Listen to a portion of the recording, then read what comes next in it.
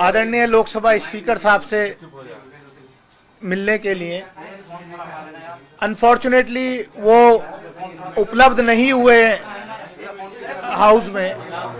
मैं पार्लियामेंट से अभी उनके ऑफिस में अपना खत रिसीव करा करके आ रहा हूं और मुझे उम्मीद ही नहीं, पूरा यकीन है कि आदरणीय लोकसभा स्पीकर कल की घटना का संज्ञान लेते हुए जो उचित कार्रवाई है वो करेंगे।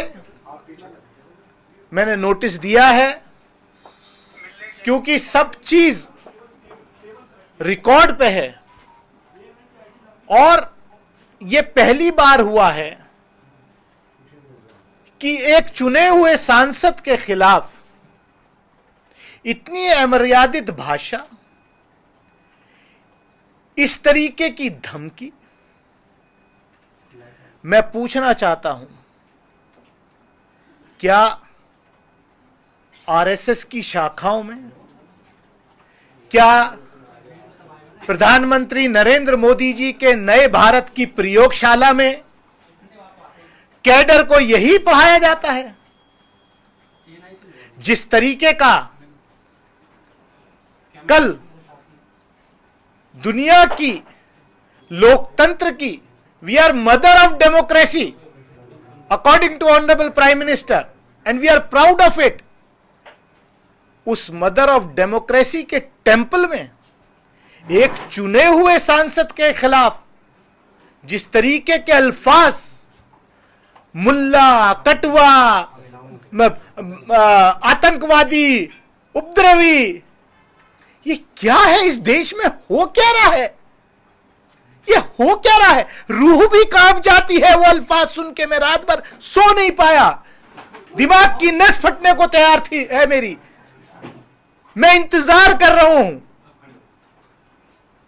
कि मैं करूं तो करूं क्या, जब मेरे जैसे चुने हुए व्यक्ति की स्थिति आज इस देश में यह है, तो एक आम आदमी की स्थिति क्या होगी? मुझे उम्मीद है कि मेरे साथ न्याय होगा। आदरणीय स्पीकर साहब कार्रवाई करेंगे, नहीं तो मैं भरे मन से इस सदन को भी छोड़ने पर विचार कर रहा हूं, क्योंकि यह एक सभ्य समाज में बर्दाश्त नहीं किया जा सकता। क्या है? क्या हम इसलिए चुन के आते हैं? क्या देश को आजादी इसलिए दिलाई गई थी? क्या हमारे पुरखों ने कुर्बानियां इसलिए दी थी इस देश की आजादी के लिए कि जब हमारे प्रतिनिधि चुन करके जाएंगे तो उनको यह सुनने को मिलेगा? दुनिया के अंदर आज देश की क्या तस्वीर आपने खींच के रख दी है? महिलाओं को आरक्षण, ये स्पेशल सेशन था। 75 साल अमृत काल में हम गए हैं, पार्लियामेंट की नई बिल्डिंग में हम गए हैं। महिलाओं के आरक्षण के लिए यह संसद का सत्र विशेष रूप से बुलाया गया। वो आरक्षण कब मिलेगा?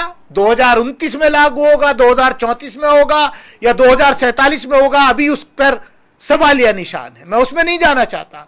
लेकिन मुझे तो ऐसा लग रहा है अब कि क्या ये स्पेशल सेशन इस देश के चुने हुए एक सांसद को उसकी कम्युनिटी से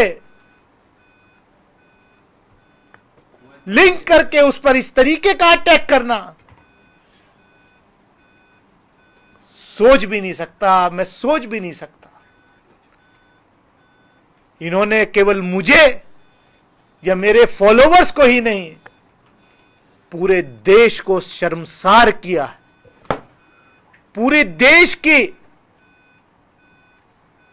आत्मा को शर्मसार करने का काम किया है।